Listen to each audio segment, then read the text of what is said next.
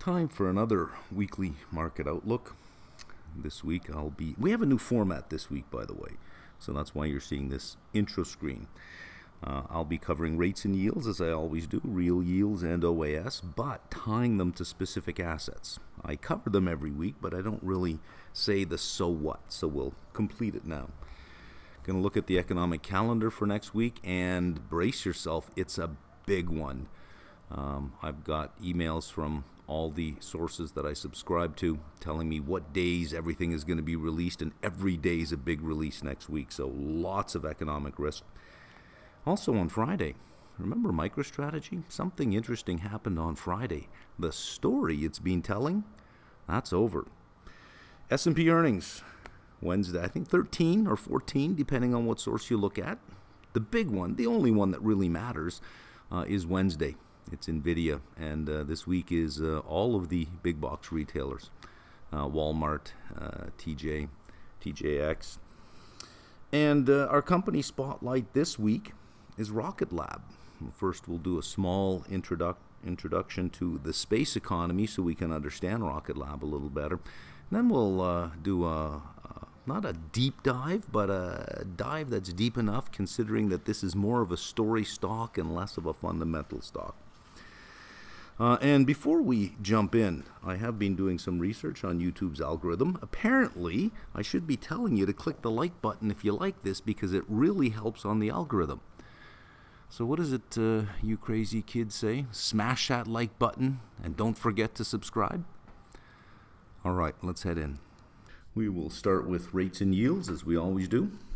When I say par rates, I specifically mean money market, par yields. There's your capital market.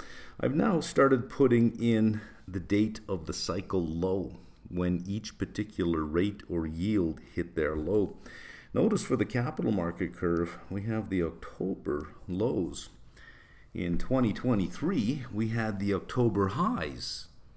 I wonder if we should read anything into the month of October.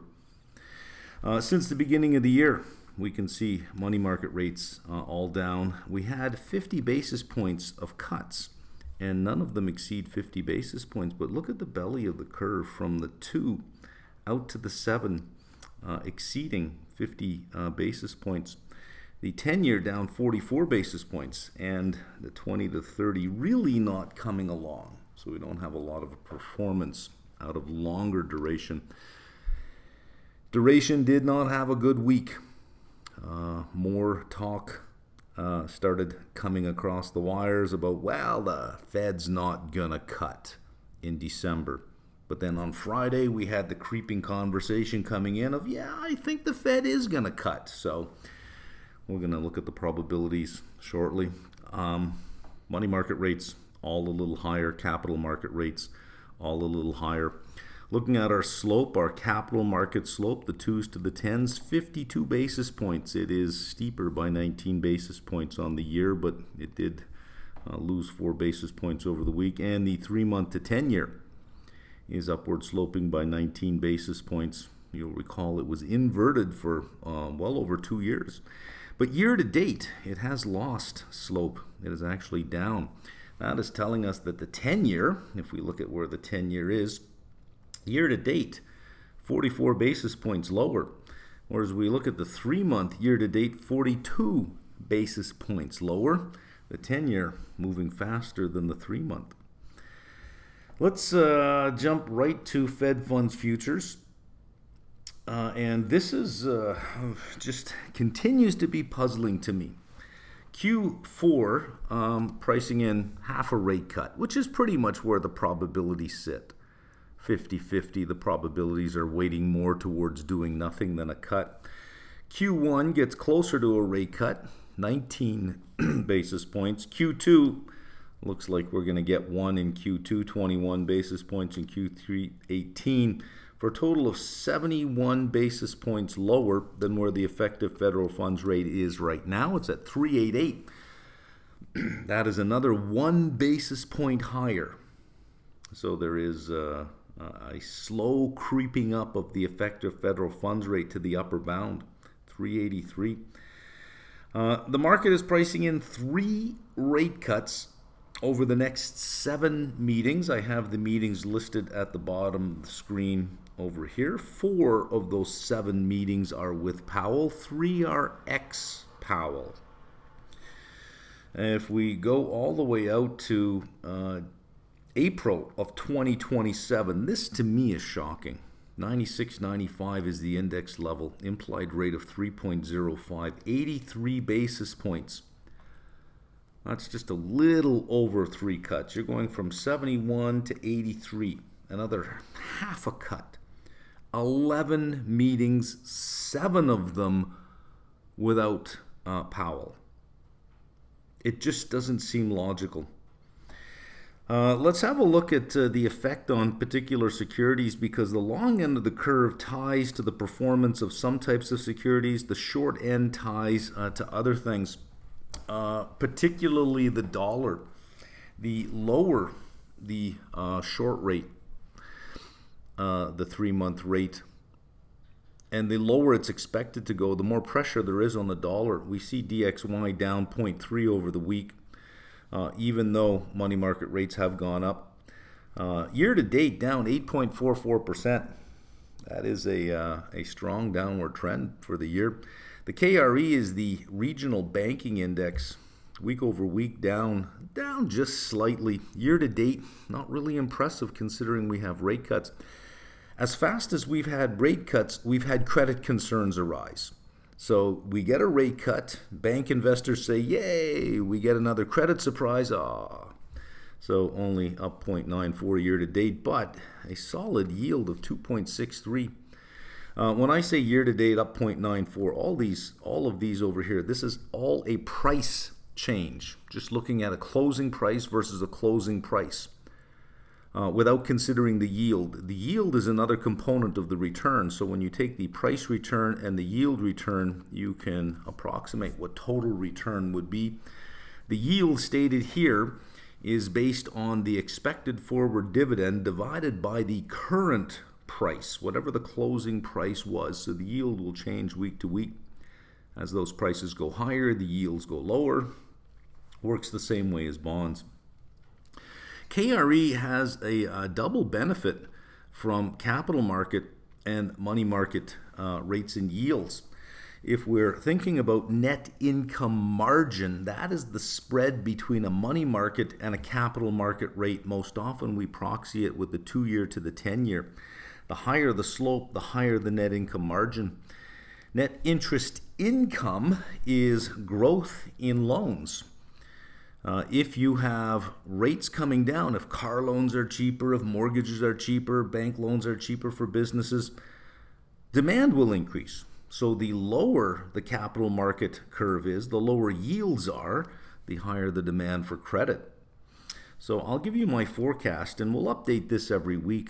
This is for the end of next year. December 2026, I expect the effective federal funds rate to be somewhere between 2 and 2.25, which would put most of these money market rates in about the same range, 2 to 2.25. And I think the 10-year will be around 3 to 3.5. Right now we're sitting at 4.14. We hit a cycle low of 3.97 on October 22nd. At the beginning of the year, we were at 4.58. So we were down 44 basis points over the course of the year. I think with a relationship between the Fed and the Treasury, which is what Besant wants, I think you'll be able to engineer a lower 10-year. So I'm thinking somewhere in the 3 to 3.5. That would put the 2 to 10-year slope at 75 to 100. This is a tradable slope, by the way. Interactive Brokers lists a ticker TUT, 2s under 10s.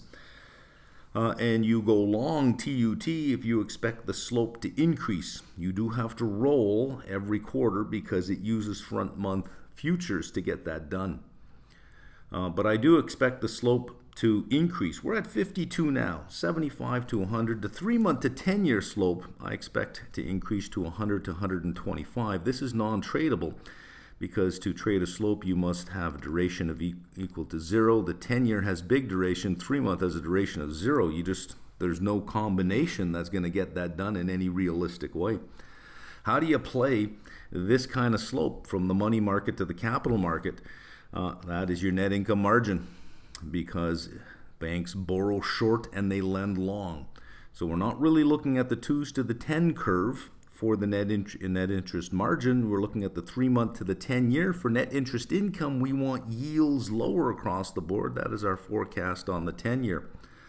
So combining the short end of the curve, bank liabilities, with the long end of the curve, bank assets, speaks to their net income margin, net income interest. We will keep an eye on KRE and see how the change in slopes affects the change in price.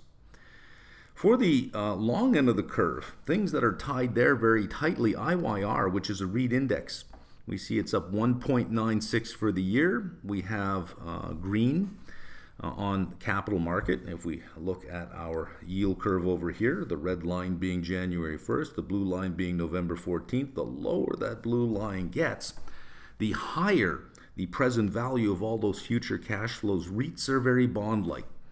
So IYR will respond to two things. It will respond to the level of the curve and to its numerator, which is funds from operations. The better the economy, the better the numerator. The lower the yield curve, the friendlier the denominator is to the present value. It is up 1.96 year to date, but it has a nice yield, 2.55%, kind of in line with what the KRE is offering. XLP, these are staples, very defensive.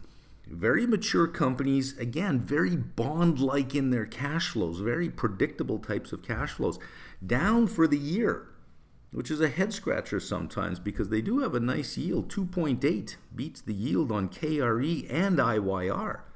If you're looking for qualified dividend income, XLP. If you're looking for stuff that doesn't go away, XLP. However, when you have an economy that is producing the numbers we've seen over the last 3 years, when you have equity indexes up 15, 20%, you don't need to be in defensive sectors. So throughout the year, the strategy has been let's underweight the defensive sectors, and in doing that, you're selling. I think the XLP on a contrarian play and as a defensive play, if you're worried about the economy going into the dumpers for a while, you want to be in defensive sectors. That's XLP and XLU, the utility index. Look at SPY, eked out a small gain. Not so for IWM and Triple Q. Look at year to date, 14.56 with a 1% yield. IWM 7.5 with a 1, well, pretty much the same type of yield, but the clear winner is NASDAQ, up 19% on a price basis. You're not getting any yield there. High growth stocks rarely ever pay a dividend.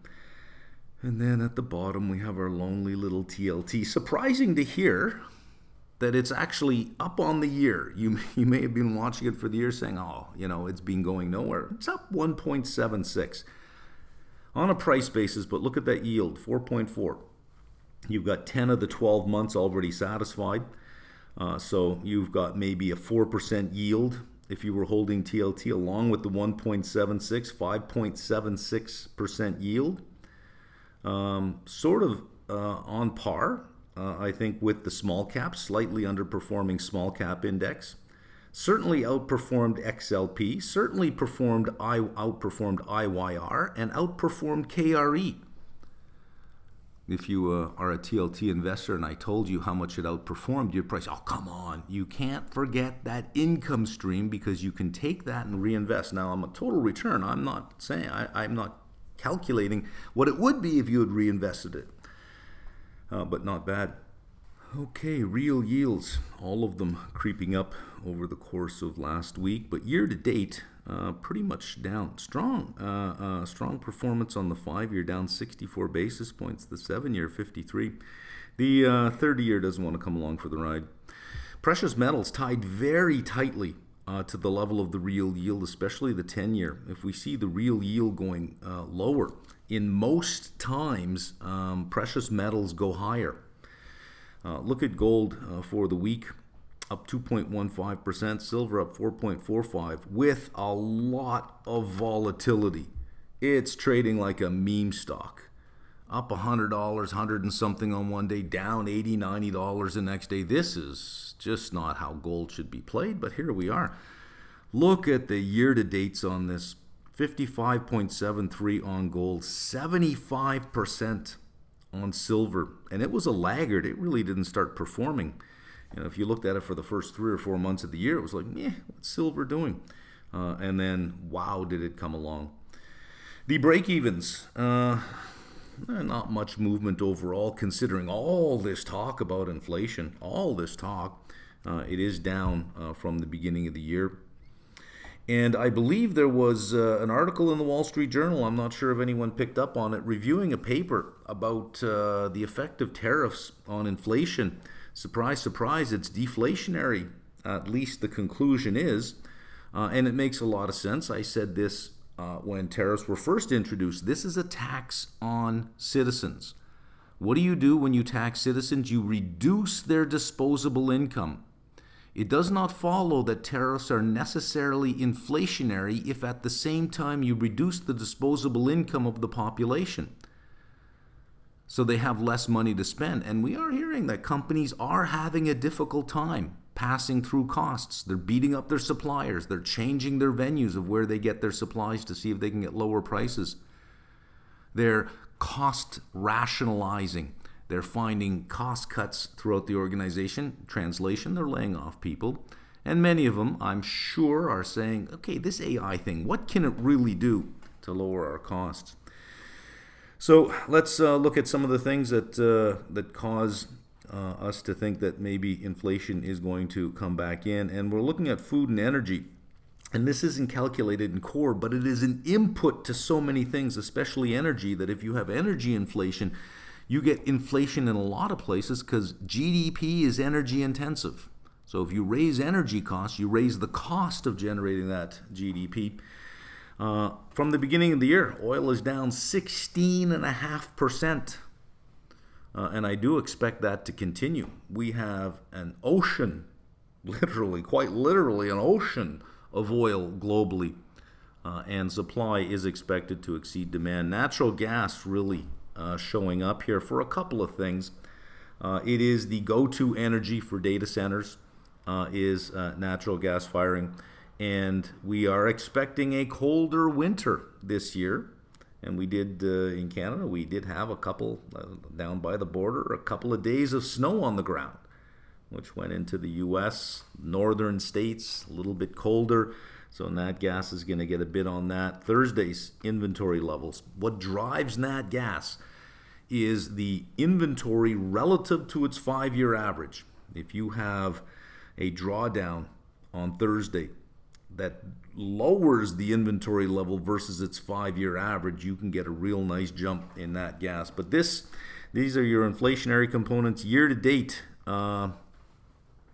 oil is down, but nat gas is saying, well, if you heat your home, we're going to take it away from you. Everyone in the U.S. uses oil to some degree, but not everyone in the U.S. uses natural gas to heat their houses. Food costs, wheat down 14% year to date.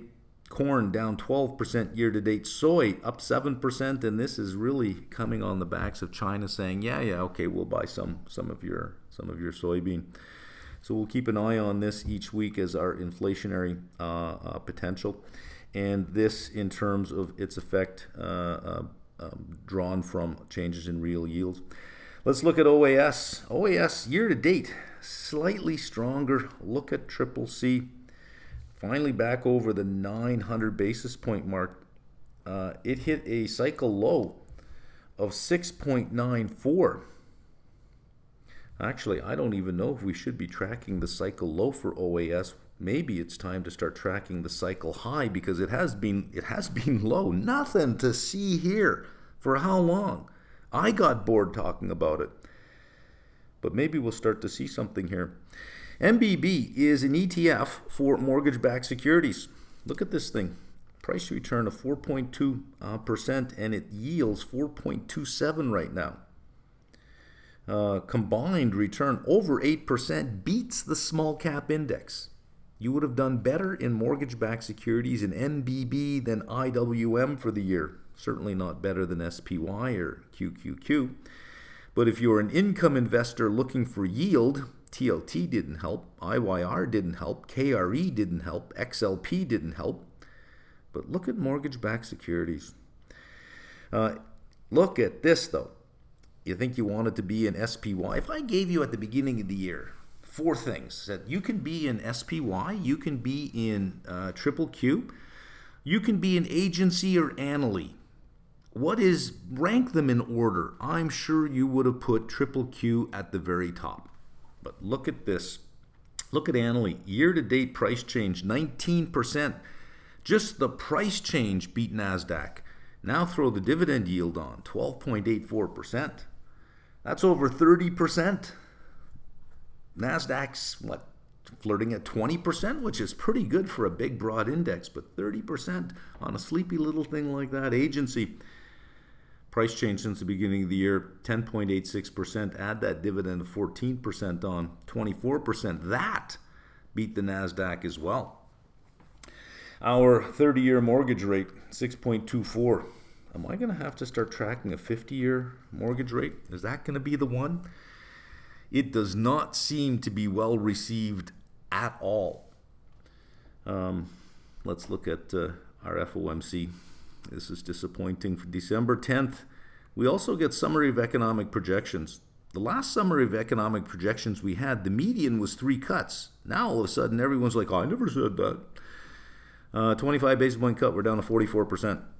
From almost 67%, 44%.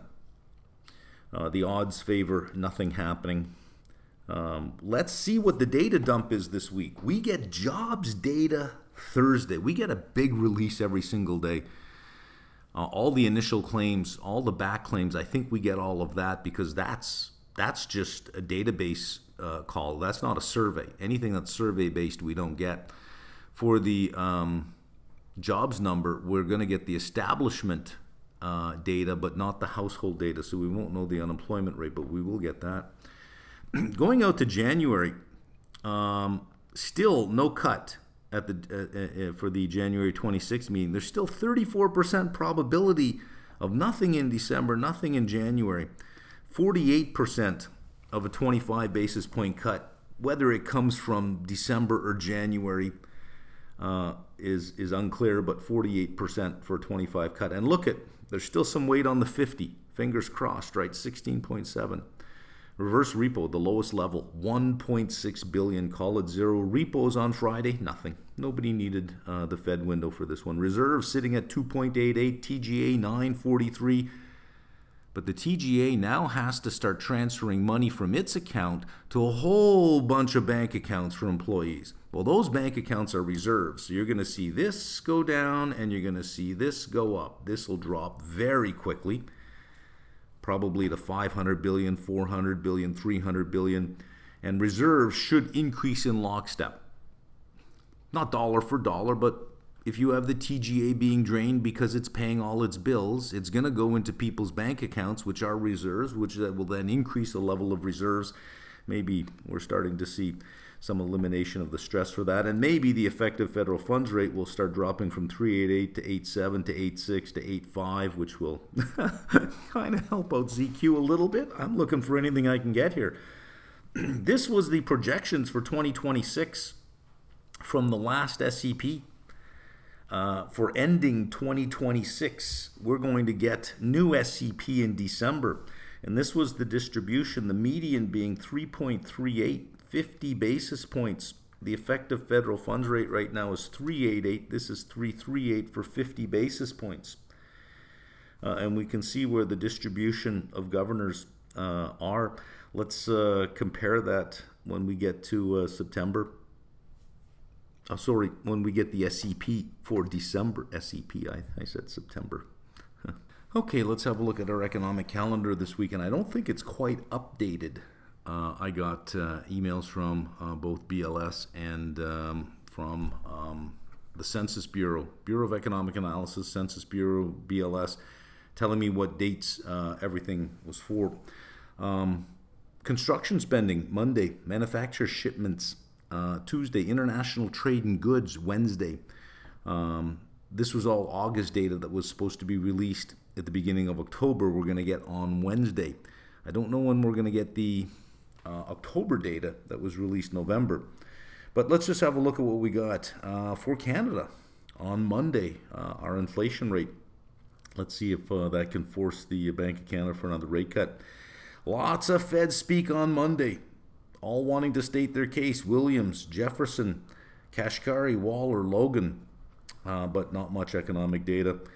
ADP, employment change weekly. This is a 4-week moving average. Last week, negative 11,000.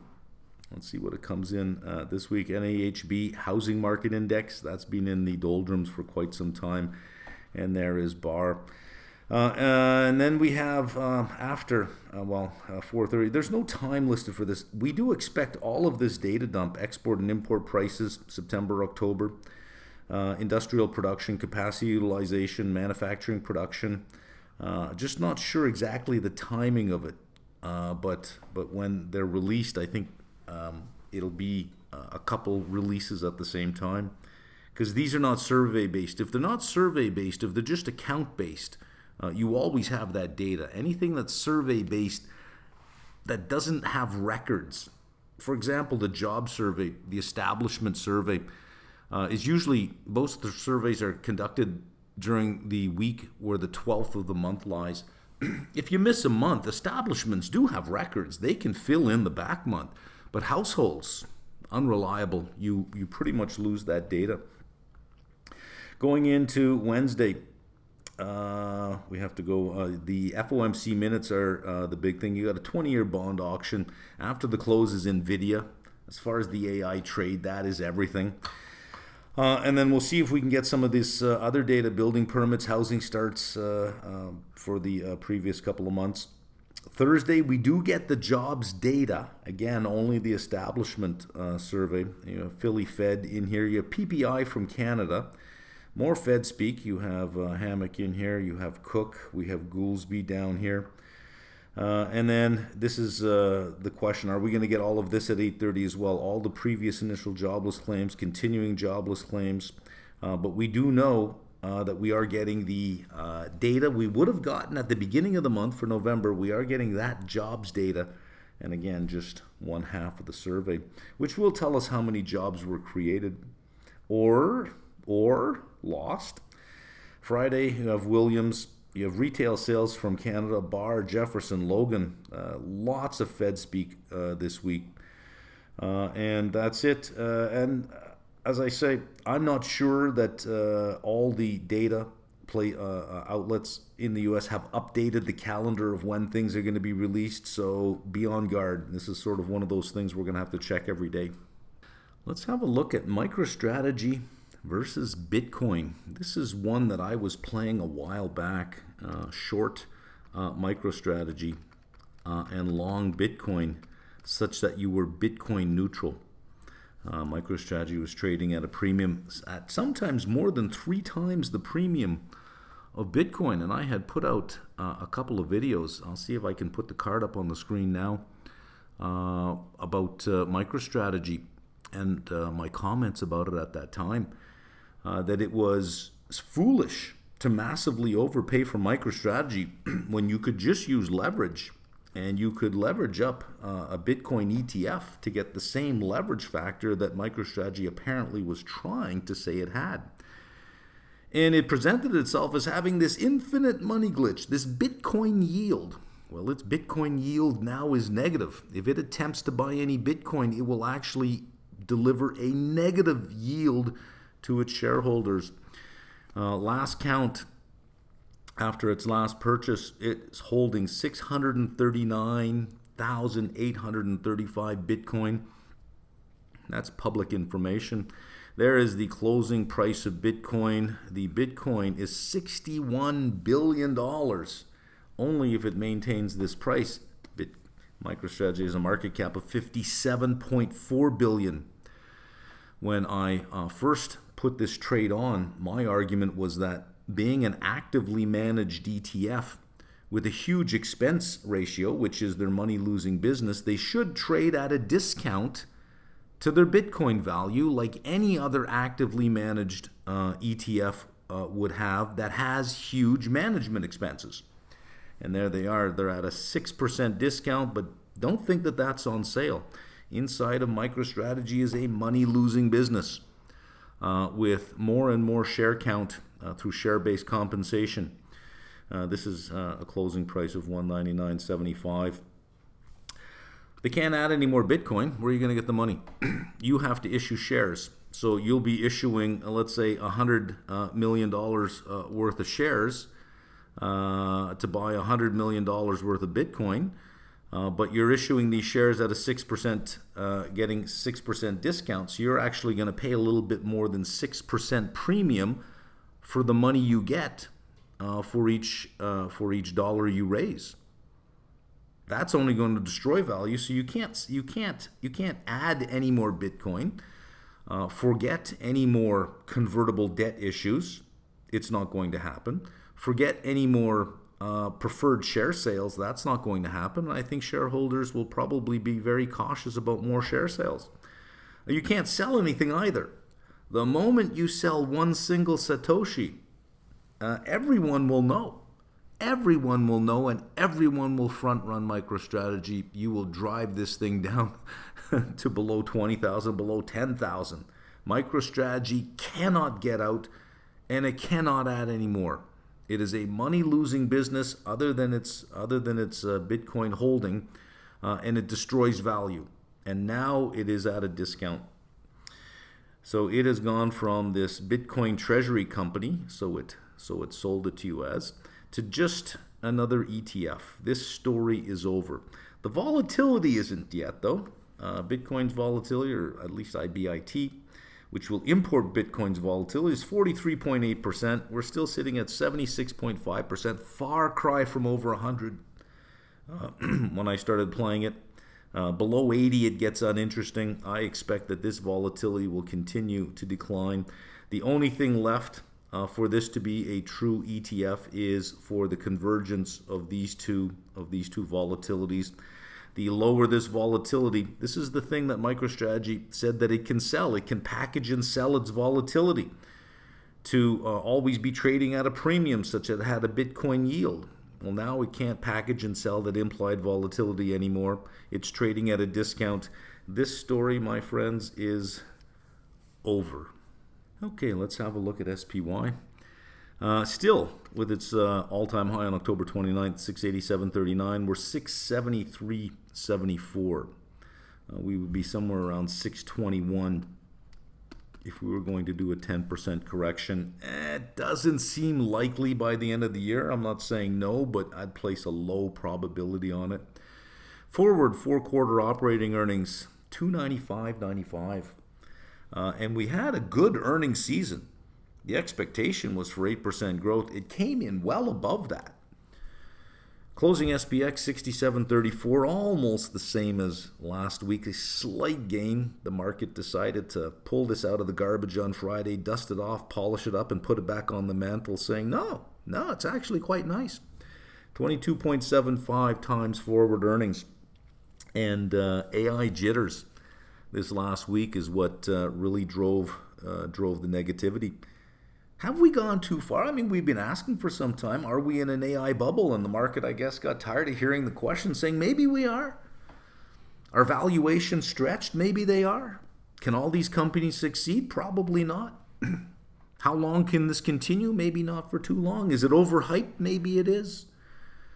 Are companies lying to us? Well, Michael Burry pointed out the extension of the depreciation from 3 years to 3.5 to 4 to 5 to 6 years.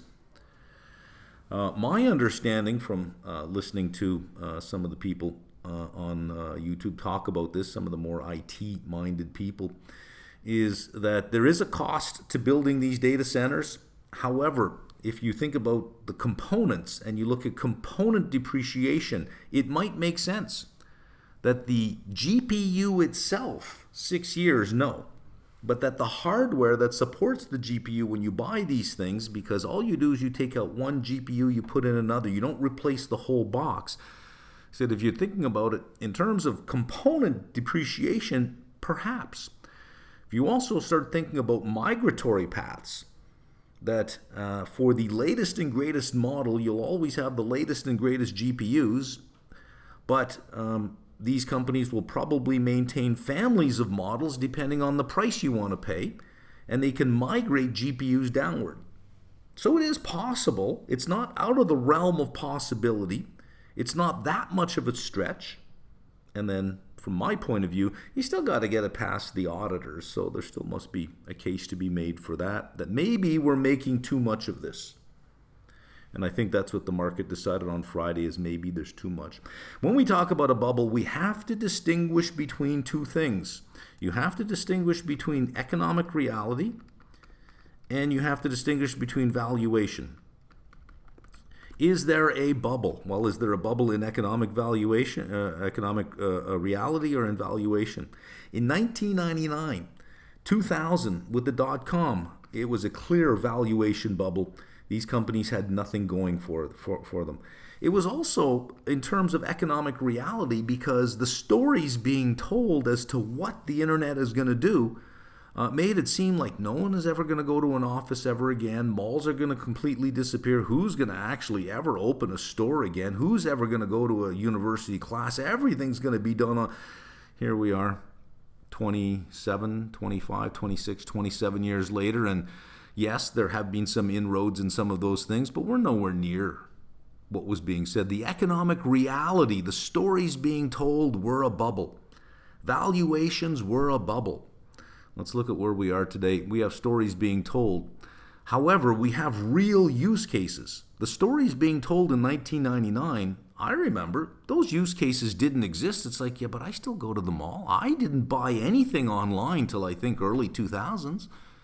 Nobody I knew, really? I can't remember anyone buying anything online. Dating sites were just showing up, but nobody admitted to it. I'd say by 2002, 2003, 1 out of 50 couples met online. Now, 1 out of 50 couples probably meet in real life for the first time. But the stories being told were so dramatic.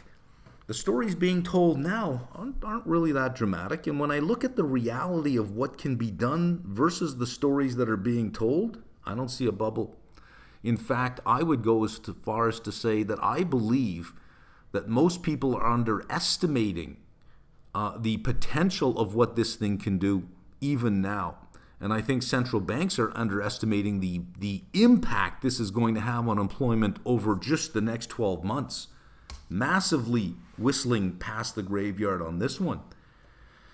Are valuations stretched? Sure they are, but these are most of the companies that are playing this game are well-funded companies, and there's real revenues that are showing up. Sure, the capital build is incredible, but you had, in the dot-com era, you had companies that had zero revenue, zero path to revenue, and it wasn't clear that they'd ever have revenues. These companies have real revenues now.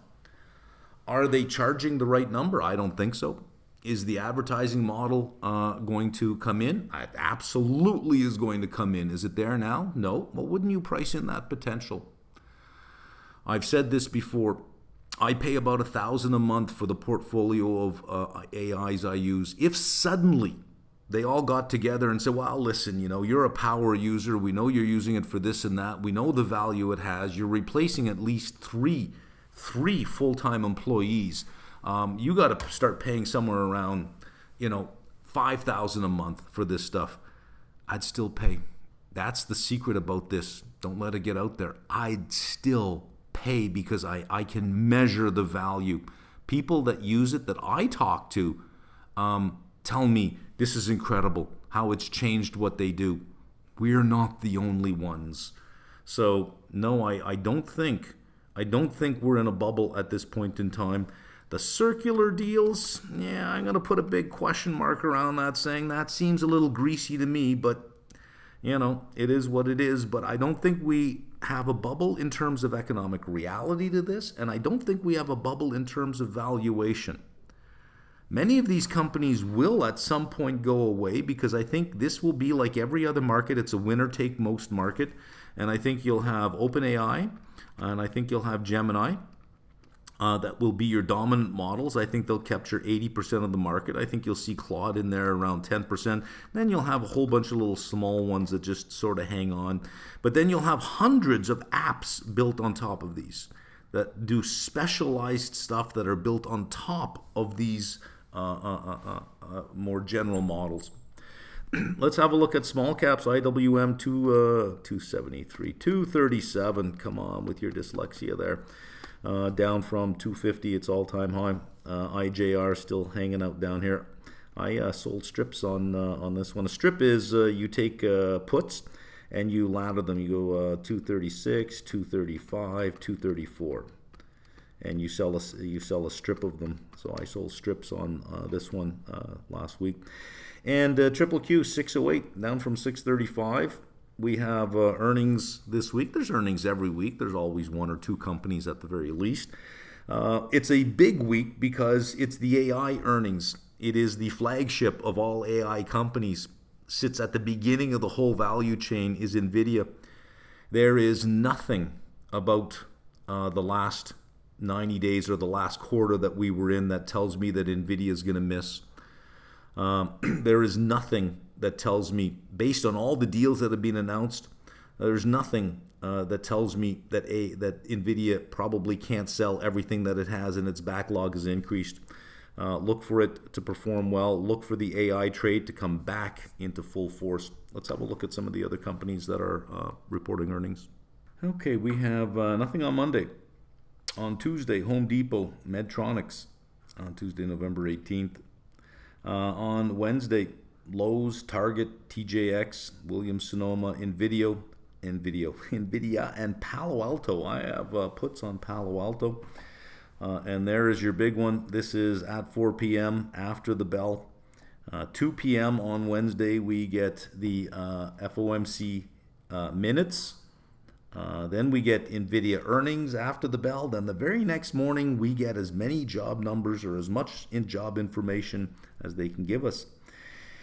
Thursday, Jacobs, Walmart, Copart, Ross Stores. So it's all the big retailers. We have Walmart in here. You have Target, TJX, and Friday. Nothing on Friday, so there we go. Before I begin, I'm going to draw your attention down to the description box. There is a link that you can click on to leave your email name. If you want the 40-point company infographic emailed to you the day before I do the market outlook, you'll get that in your inbox. Our spotlight company this week is Rocket Lab, the end-to-end space company.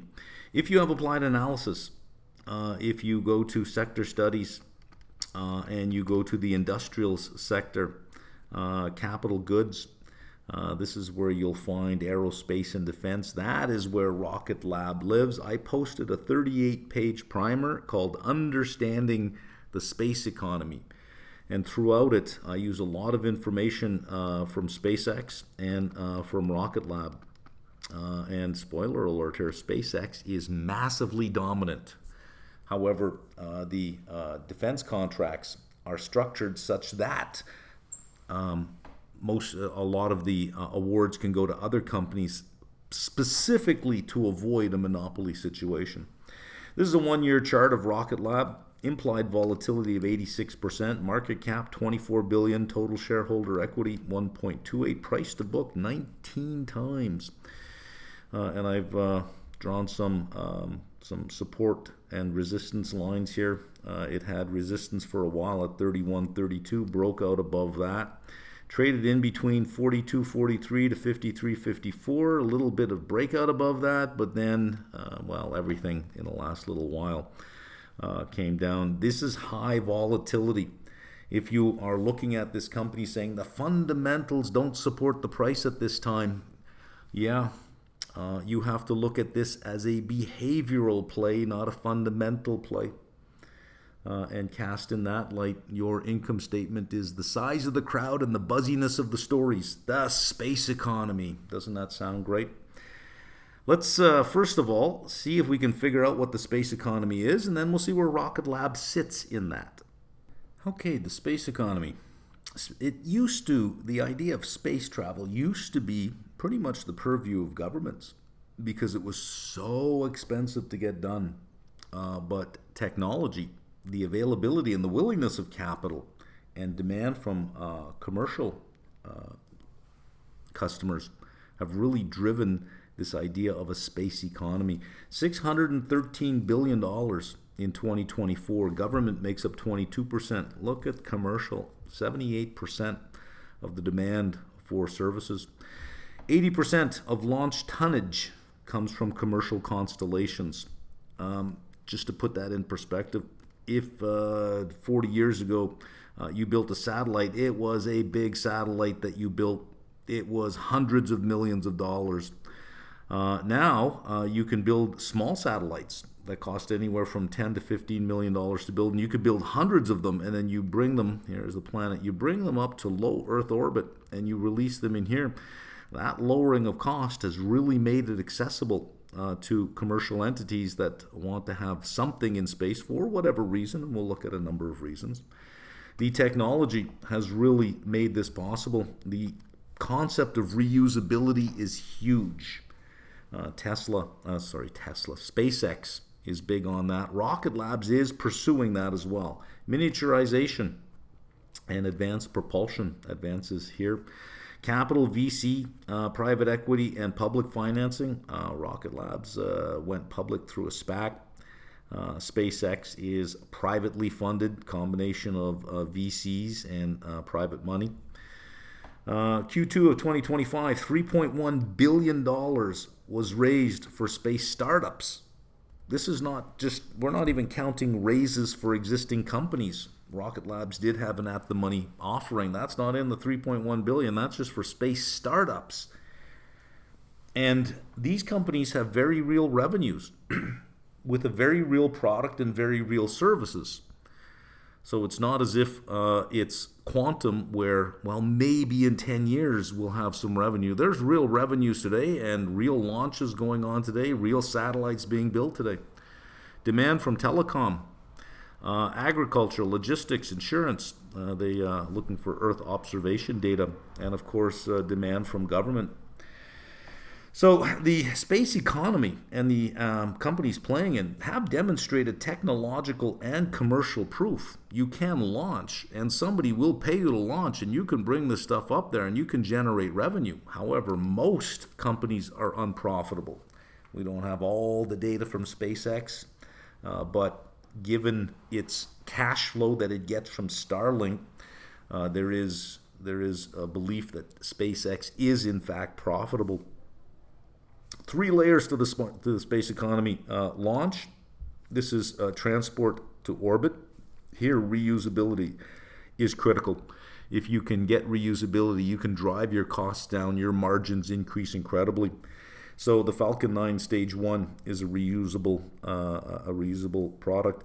Reusability versus something that is expendable. So if you're reading a 10K and somebody's talking about our expendable launcher, you know that it's simply, the whole thing is simply just lost. For launch, SpaceX is about 50% of the market by launch count. Space Systems is second. 70% of Rocket Lab's revenues come from Space Systems, and they play really in launch and Space Systems. So the other 30% comes from launch. They don't play in the third category, which we'll see shortly. SpaceX does. Space Systems and Manufacturing, design and build satellites, star trackers, reaction wheels, solar arrays. This is higher margin and more stable margin.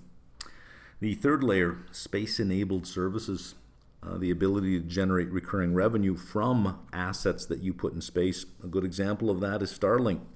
Makes up 58% of SpaceX's revenue, somewhere around, I think it has about 2 million subscribers. Earth observation, imagery, and data analytics. So if I was a research firm, I might want to put a constellation up in space, and I may want to watch a whole bunch of things, and with proprietary software and data interpretation, I might be able to sell data to a bunch of funds that need data about particular things, or insurance companies, or farmers. Or I can just lease capacity to telecoms. So you put the assets in space, and then you generate a recurring stream of revenue against those assets. Once we get to these small modular satellites, these constellations, average life 5 to 7 years. So every year you're replacing a portion of these every year. So if you're in the second category, which is designing and building these, it is a form of recurring revenue, with the product cycle itself being every 5 to 7 years. Let's look at our first category, launch. It is segmented by payload capacity. There is small lift launch, medium lift, and heavy lift. Let's look at small lift, up to 2,000 kilograms. To low Earth orbit. Rocket Lab's rocket, the Electron rocket, is its small lift launch rocket, up to 300 kilograms. Costs $7.5 million per launch, or $11,000 per kilogram. Once you get into larger payloads, when you can get to the medium lift and heavy lift, you can drive that cost per kilogram down to around $2,000, $3,000. Expected growth rate. This is really cool, right? Expected growth rate in the small lift launch segment expected to be about 31% per year to 2029. That's a good growth rate. For Rocket Labs, 2025 was a record year for launches. A record year. They booked, in Q3 alone, booked 19 launches. That doesn't mean they launched. They booked 19. They'll do well over 20 launches this year. So their order book looks like it's going to be a record 2026 for them as well. Medium lift launched 2,000 to 20,000 kilograms. The Falcon 9 plays here, 22,800 kilograms to low Earth orbit. It is capable of doing that, but for reusability, you have to leave some fuel left for it to come back down, so that sort of drops off. This dominates in the medium lift, by the way. Rocket Labs is developing its Neutron rocket, upcoming, which is reusable capable. What is this good for? Satellite constellations. You're not just bringing up a few things to low Earth orbit. You're bringing up 40, 50, 60 satellites at a time, each time to deploy in a constellation. Crewed missions. This category dominates by revenue. Estimated growth rate 8 to 10% per year to 2030. Still, the small lift launch being the higher growth segment. Then you have heavy lift, greater than 20,000 kilograms. That is the Falcon Heavy. And you get to that by strapping 3 of the Falcon 9s together. 63,000 kilograms, about $150 million a launch. That if you wanted to book the Falcon Heavy, that's what you would pay. Large constellation deployments, deep space missions, and even space station construction. Still addressing the launch segment, the U.S. National Security Space Launch Program guarantees a percentage of military launches to providers other than SpaceX, and it is explicitly to prevent a monopoly. So in this particular space, you can have other companies play without having to worry about the big elephant in the room. Some measures that are important for companies in this that are operating in launch cadence and launch success. Launch cadence spreads fixed costs over more missions, so the more launches that you have for the particular year, there's a certain amount of fixed costs that you have to incur, whether you have one launch or whether you have 50. So the more you have, the more you cover those fixed costs. You spread them out over more missions. Higher learning and process improvement, and allows for scheduling flexibility. If you only have one launch a year, you're limited by the supply that you can offer the market, right? And then launch success, this is a big deal. You can't have rockets blowing up on the launch pad. You lose the rocket and you lose the payload. Failures destroy equipment and payloads. So it creates a virtuous cycle. High cadence, you increase the amount of system performance data you have. If you increase that, you can head off problems before they happen. You can improve your systems.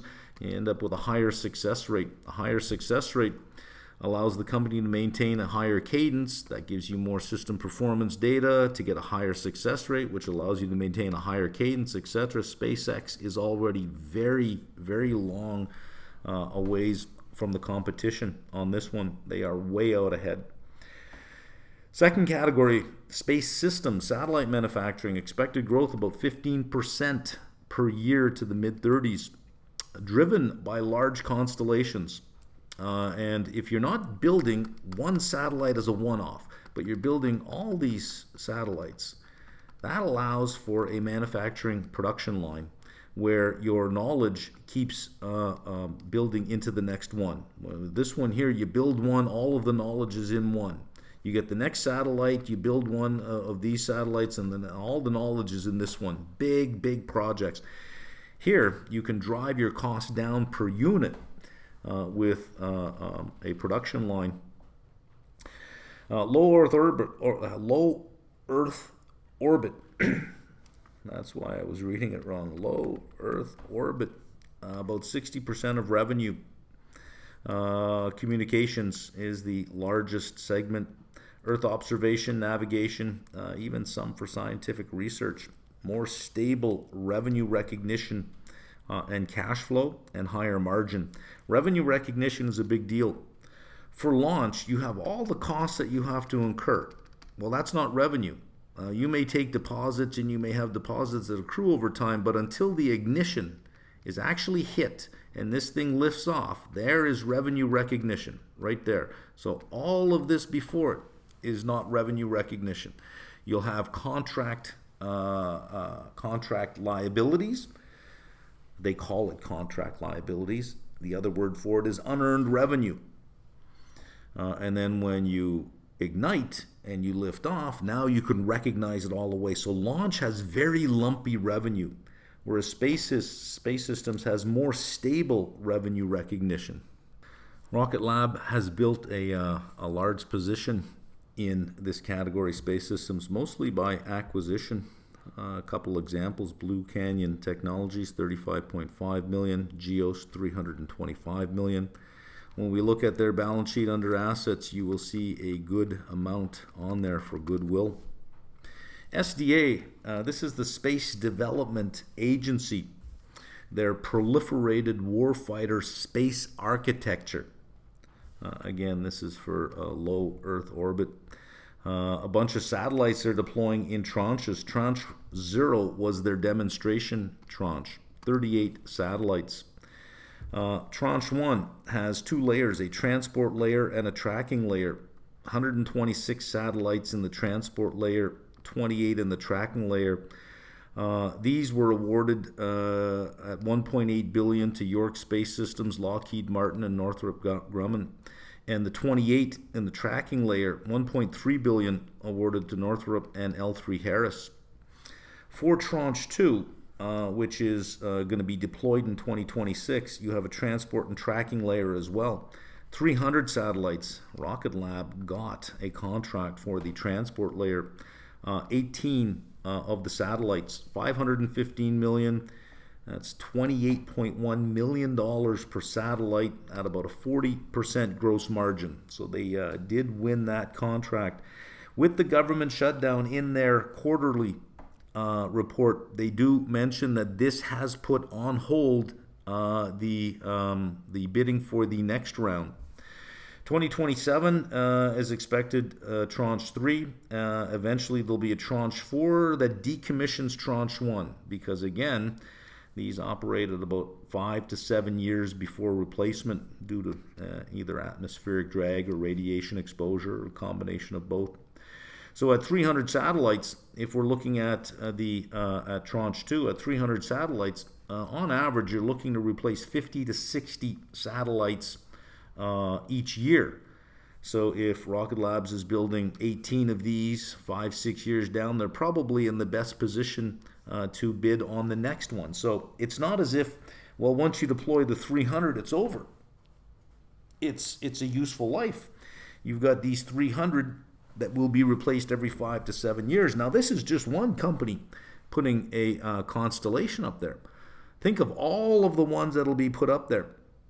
And again, if you have to replace every 5 to 7 years, then you do have a sort of a recurring customer base in there. Maybe not a recurring revenue stream, but certainly a recurring customer base. So the more that you can stake out your claim in space systems, and the more you can build manufacturing excellence in space systems, you do have that type of recurring revenue. Okay, let's see what kind of fundamentals are brewing up from the bottom. And again, let me reiterate that if you're trying to tie the price and valuation of the company to the fundamentals, you will fail. If it could be done, it wouldn't have 86% volatility. So this is a great volatility play with a very real company with fundamentals that are growing up from the bottom. Is the valuation out of line with the fundamentals? Yes. Is it out of line with the behavior of a story stock that has all the buzzwords? No, it's behaving pretty much as it should, and we should treat it as it is, which is a volatility play and not really a fundamentally directionally long play, unless you have 15 years and a good belief. But let's see what kind of fundamentals we have. They call themselves an end-to-end space company. They build everything that they fly to space, in other words. They have two segments, launch services and space systems and manufacturing. They don't play in the third category, which is putting their own assets in space and generating recurring revenue from that. Government represents 29% of total revenue. Let's have a look at their revenues in launch services and space systems. These are the two segments they play in. We have revenues, cost of revenues, and gross profit. 3 months ended 2025 versus 2024. And we have 9 months ended 2025 versus 2024. Let's just look at the gross margin. Launch services 58%. Last year's quarter was 28.5, more than a doubling of the gross margins, more launches that you're spreading your cost over. If we look at space systems, margin of almost 30%. Last year for the quarter it was 26.3. So it does look like they are getting some manufacturing excellence coming in there and driving themselves down the learning curve, becoming more efficient at it. For the first 9 months, launch services, 37%. Last year it was 26.7. Good improvement in gross margins over the first 9 months. Space systems, 31.4%, up from 25.9%. So in terms of looking at their performance on gross margin, there's everything to like about this so far. Let's look at the growth rate in revenues in the two categories. We have launch and we have space systems, and we'll look at it year over year for the quarter and year over year for the first 9 months. Quarter in launch, growth rate 95.3%. Going to have a record year in launches this year, and based on their backlog, it looks like they'll do even better in 2026, which means you'll still have growth in launch into 2026. I don't know at what rate, but 95%. Look at that. For the first 9 months of 2025 over 2024, growth of 48%. For space systems, 36% growth quarter, this year's quarter over last year's quarter, same quarter. First 9 months over last 9 months, 35%. Nice growth rate going on in there. Again, the fundamentals are coming up from the bottom. That looks very good. Revenue per launch, 10.1 million. Cost per launch, 5.9 million. As they increase their cadence, as they increase the number of launches, they learn more on every launch. That helps them drive costs down as well. The greater or the longer you have a record, a good track record, 100% launch success record, the more you can actually charge for that, because the cheaper the insurance is. So that you can slowly start to move this up, and this will start to move down, which means you'll have gross margin expansion. Let's have a look at revenue recognition and their backlog. They have two types of revenue recognition: point-in-time recognition and over time. This is primarily launch is point-in-time, and this would be satellite systems. So when do you recognize revenue? On launch. The intentional ignition of launch or the delivery of the satellite to orbit, depending on the contract. So as money comes in, as deposits come in, that's unearned revenue. They don't call it unearned revenue, they call it a contract liability. So the deposits that they've received up to this point as of September 30th is $208 million. It's called a contract liability, but call it what it is. It is unearned revenue. Recognizing revenue over time, and they use the percentage of completion method. This creates contract assets. This is accounts receivable that is unbilled. So you might have certain milestones on which you can then bill. So at the end of a quarter, you might say, well, we're midway through this one all the way to here. So we have billed accounts receivable, but we should recognize this, but we haven't billed it yet. So they call it a contract asset, which is an unbilled accounts receivable. So if you're looking at the balance sheet saying, what are contract assets and contract liabilities? Contract assets is work that's been done. It just hasn't been billed because under the method of billing, they haven't gotten to that point yet. The contract liability is deposits that are received for work that is going to be delivered as soon as they push their finger forward for that button that says start. You know, you see it in all your cars. That's what they have. You just start it and boom, recognize that revenue. So we do have this exhibit, revenue by recognition model, point in time for launch services versus overtime, and for space systems, how much revenue is point in time, how much is overtime. You can see that overtime percentage of completion method really dominates here, and you get to total revenues. Let's have a closer look at their rockets. The Electron is their orbital small launch vehicle, has done 68 missions as of September 30th, 2025. They are working on reusability for the Electron. Currently, it is expendable. The Neutron is being developed. Reusable, ready, medium capacity. 15,000 kilograms to low, I say LOE, low Earth orbit. I got to get that right. To low Earth orbit. If they decide, okay, let's make it expendable, they can get that much weight up to low Earth orbit. For reusability, that's going to come down because you need some fuel left to bring that module back down to Earth. So there it is, lighter for reusable, or if you want to go higher than low Earth orbit. Okay, let's take a, we'll end here, a expanded view of their income statement. They do lose money. They do have operating losses. They do have benefits from income taxes because they have operating losses, but they do lose money. Let's have a look at research and development. They are developing their Neutron rocket. Look at the size, 45.6% of revenue. Last year was 45.5%. Should be in the range of 20 to 40% of revenue for next generation capabilities. Slightly higher than that, but they do have a very large share-based compensation component. 52.894 million. This is for the first 9 months of 2025. 52 million. That represents 17% of operating expense of 316 million for the first 9 months. So maybe they have to offer that to attract people away from SpaceX. That is fine.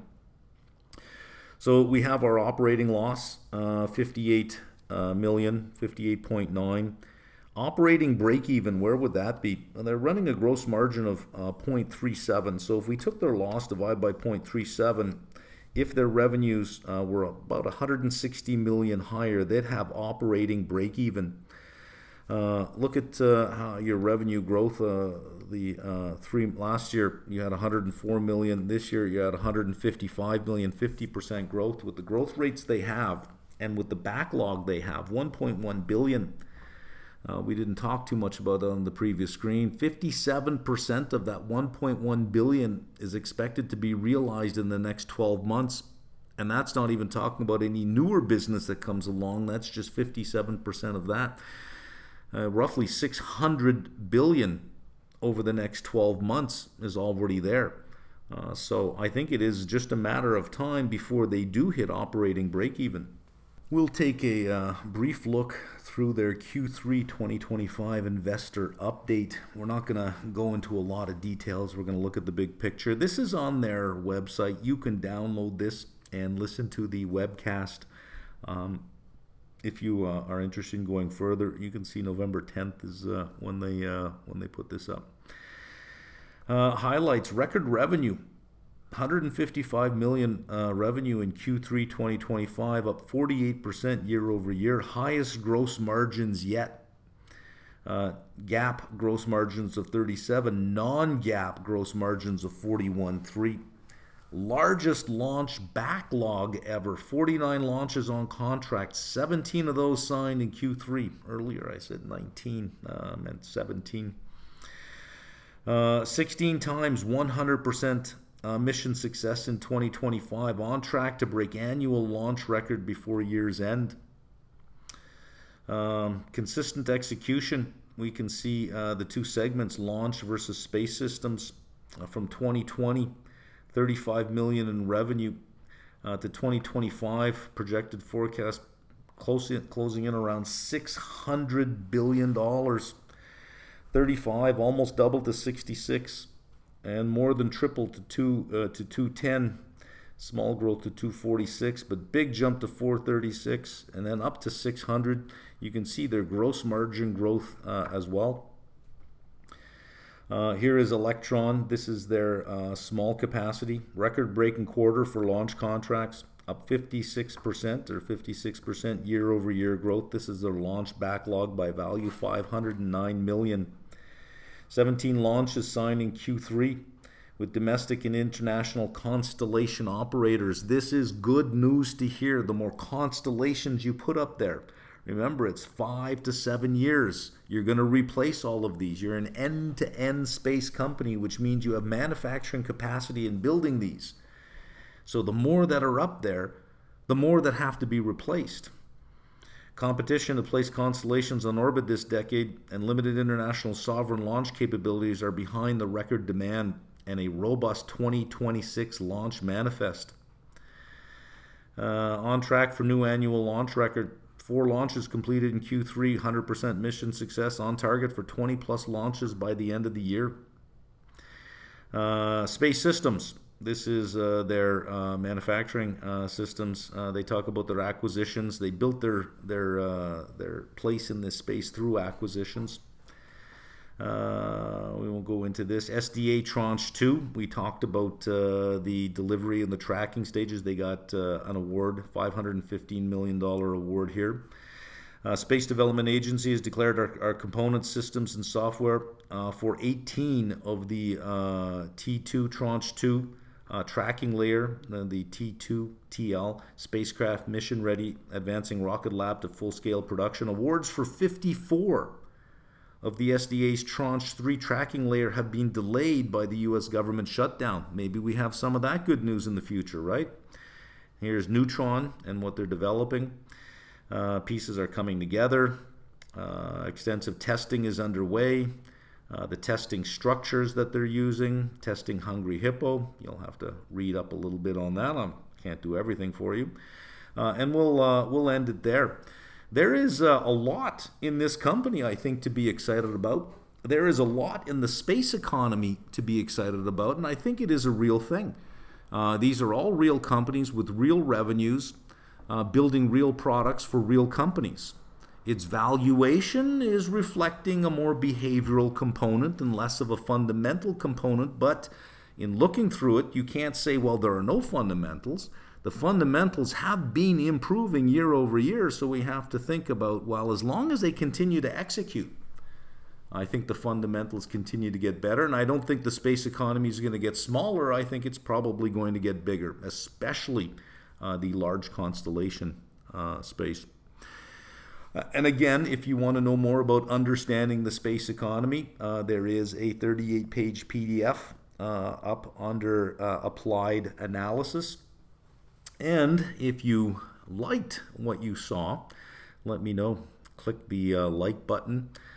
Subscribe if you want more of these. I say that because the algorithm, that benefits everybody, because the algorithm then begins to put my video in more places, in front of more people's eyeballs.